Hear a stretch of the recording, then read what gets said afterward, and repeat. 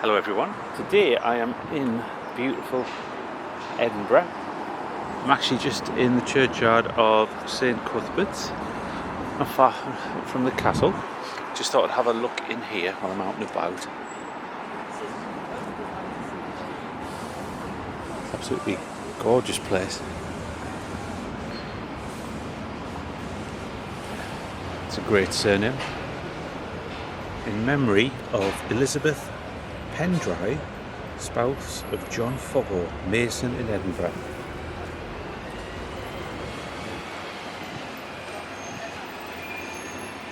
It's a bit noisy.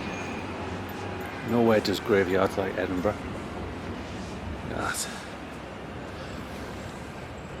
That's the burying ground of John and James Adams. John Adam, their father. Look at that. And their church. Andre's a bit of a mess. Oh, look at this.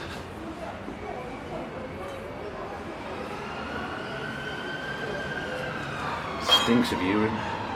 Alexander Elphinstone, advocate who died November the 26th, 1795, aged 57 years. Also Elizabeth Elphinstone,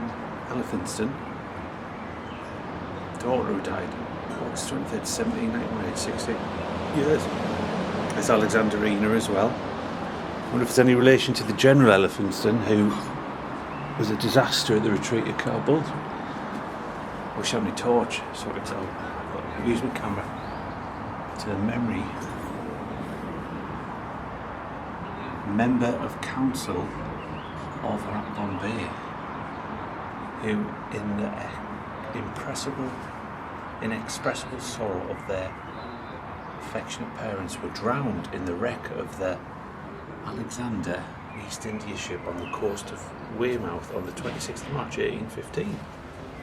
Sad story.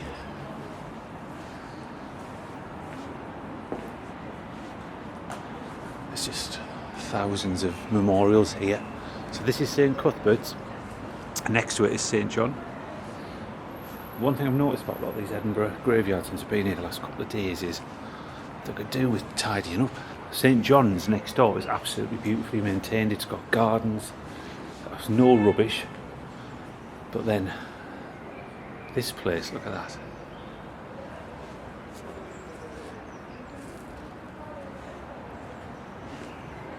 I love seeing the professions on some of these. It's from 1921, that. That's in memory of Major John Melville of Murdocherney, Fifeshire, formerly of the 29th Regiment and Military Secretary, the Commander of the Forces in Scotland. There's loads of these military men, members of the establishment in these churchyards. General Melville Dial of Lingo, apologies for any mispronunciations. He was late the King's Royal Rifle Corps. He died in 1867. Thine shall see the King in his beauty, they shall behold the land that is very far off. And look at the mess. And we've got, that's Elizabeth Scott, relict of the first Colonel of West Indies Regiment.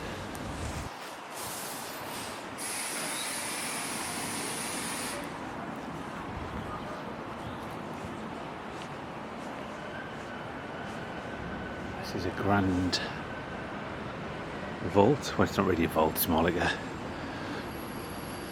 chapel type mausoleum, whatever.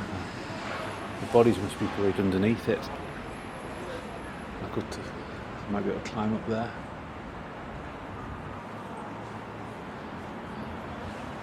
John Bishop, gardener.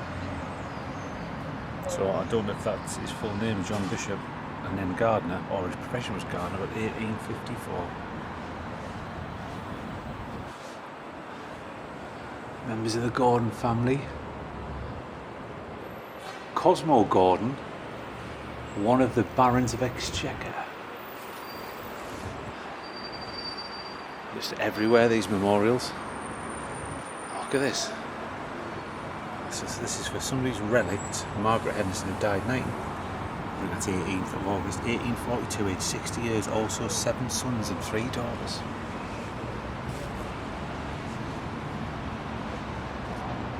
There's a treasurer, John Gibson, erected by the Lodge of Journeymen Masons, Edinburgh. So one of their members there. So put that up in tribute to him. Thankfully it's not too busy in here. I didn't speak on the other couple of graveyard videos I've done apart from the Leith one because there's a few people around, so but this one's apart from the traffic it's quite quiet. That's Isabella Mackay, late staymaker, Edinburgh. I don't know what staymaker is, who departed this life 20th of July 1848, aged 45 years, after 7 years of severe illness, born with Christian fortitude and resignation, who devoted her whole life and labour to the care of her father's family. Lovely little epitaph. Look at this. Also the Reverend James Casey, his son, who died in Bathurst, South, New South Wales. See if we can see any professions on here. Obviously there's loads of great Scottish surnames in here. Ormiston. That's 1849. Reverend William Bridgenell, who for a quarter of a century laboured as a missionary in the island of Ceylon, and worn out in his master's cause, died in Edinburgh. I think that's possibly 1850 or 30 years. So Ceylon was Sri Lanka originally. Well, no, sorry, it was Ceylon originally, British colony. But, look at that, isn't it beautiful?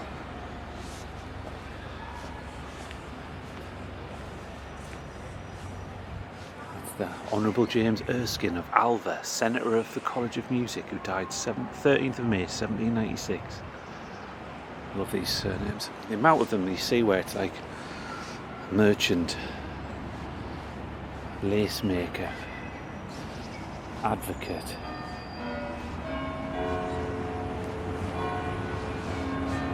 Andrew Hamilton, late Deputy Controller of Excise in Scotland, a sincere Christian who adorned his profession by an habitual and elevated piety, a warm and extensive benevolence, and unaffected humility, and amiable gentleness and simplicity of manners. Endowed with an acute and vigorous mind, it was the business and delight of his life to employ his distinguished talents for the glory of God and the good of mankind. Affectionate and endearing in the various relations of life, he possessed the esteem and love of all who knew him. He died in the midst of his usefulness, rejoicing in hope of eternal life at Buxton, 12th of July 1796, in the 42nd year of his age. And then his wife, Catherine Bigger, Buxton, Derbyshire. Obviously moved away. Probably a lot of these excise people did travel around. There's one, she died of Portobello in the 80th year of her age, after having distinguished and adorned her long widowhood by the habitual exercise of charity, hospitality and generous friendship, for which she'll be long remembered by the circle of her relatives and friends. It's one of my favourite surnames, that. Alexander Pitcairn. Pitcairn, what a great surname. As you can see, all along this wall is full of memorials. And that one's balanced on the top up there. I'm just going to have a walk over to the other side so I can show you where the castle is. It's a huge graveyard, this. Or burying ground, as you sometimes see them called. This is St Cuthbert's.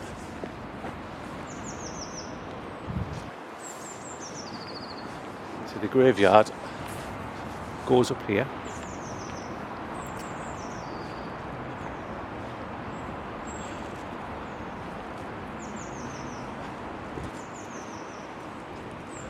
a young couple smooching away in one of the graveyard vaults over there. So you've got all this section up here.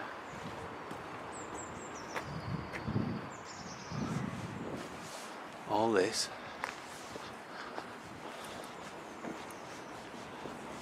I've never even been around every single bit. You need to take like a couple of hours to even attempt it.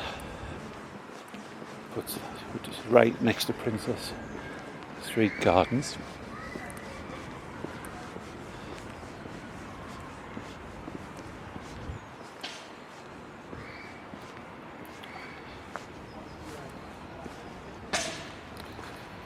And that is in memory of Thomas White, late of Clonestlan, Dumfriesshire, who departed this life 12th of May 1861.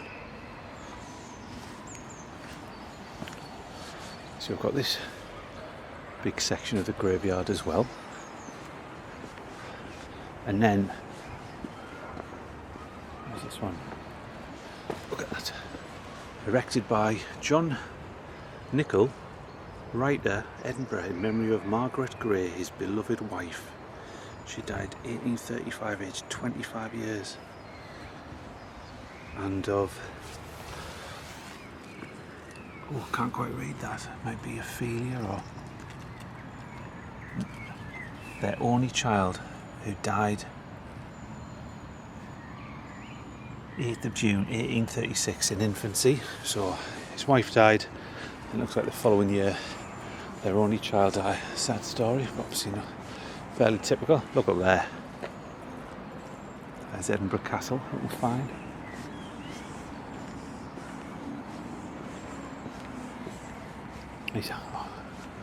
He's a nice epitaph here.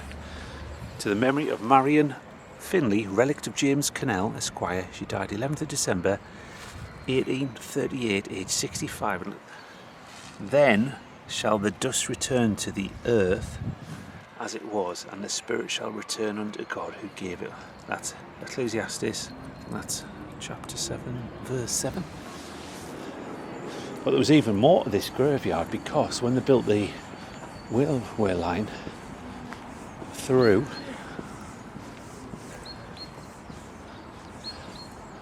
they had to take a big portion out to put the railway line through. Because we are right next to the railway line. You might have been on it if you've gone between Edinburgh and Glasgow.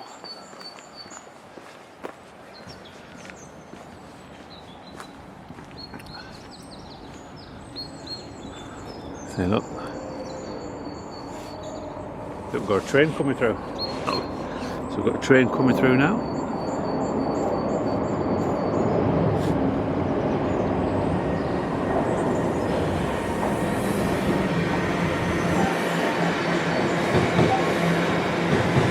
So the graveyard went right down to where the train's just about now. But the railway line smashed right through, so that they dig up hundreds of burials to put it through.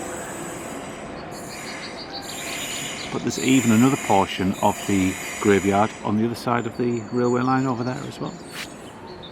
So you can go down there. Miss Helen Carnegie, wife of Andrew Knox, who died at 15 Athol Crescent.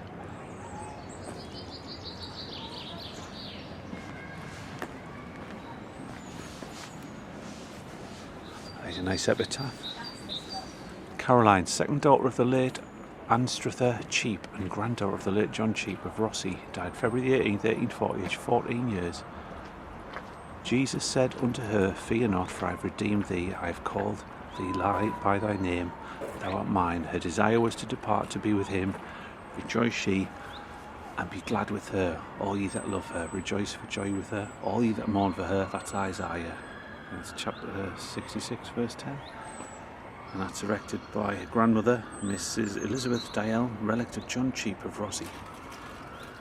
She lies here as well. She was 89. She came to her grave in a full age, like as a shock of corn cometh in his season.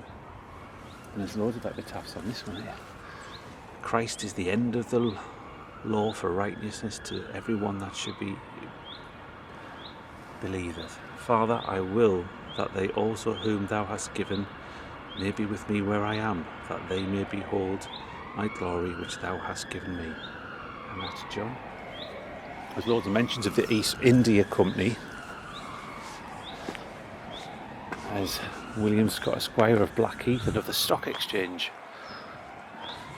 Henderson, Mackay, Pollock.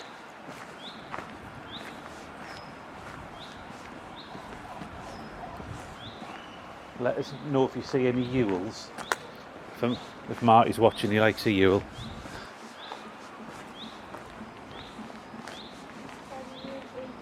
Yeah, or Y-O-U double L or Y-O-U double L. Oh, yeah. Oh, that'll do. Or is that Samuel? I think. Yeah, that was Samuel. Oh well, nearly. There is one in here. I remember years ago we saw. Yeah, I think that was Samuel, but it's eroded or weathered. Robertson, Davidson. They've got all these as well. Aitchison.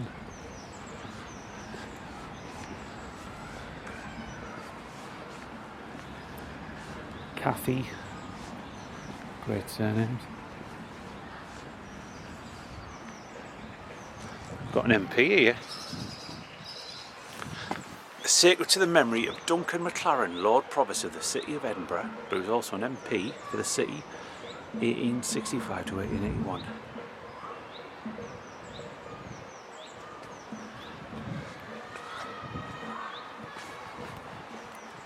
Forest, Borland. What's that one there? That's a great name. We've seen that one in memory of Hugh Fans, his daughter. She's only 7.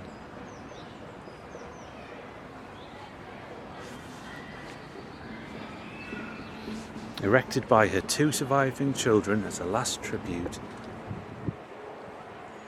of something respect and humble record of the many virtues which adorned the life and have endeared the memory of their revered and deeply lamented parent. There's John Manson, bookbinder. He was beloved in life and lamented in death. And there's, look, in the memory of David Henderson, Esquire, surgeon in the Honourable East India Company Service, who died in Edinburgh at age 47. And then Lieutenant Colonel Patrick Henderson, possibly his brother, who died at Rothsay. So many of these Scottish men went out in the colonies.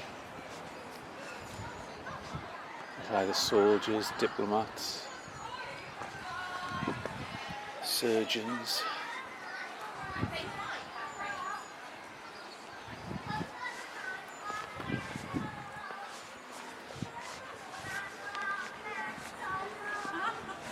Sadly, that one's broken.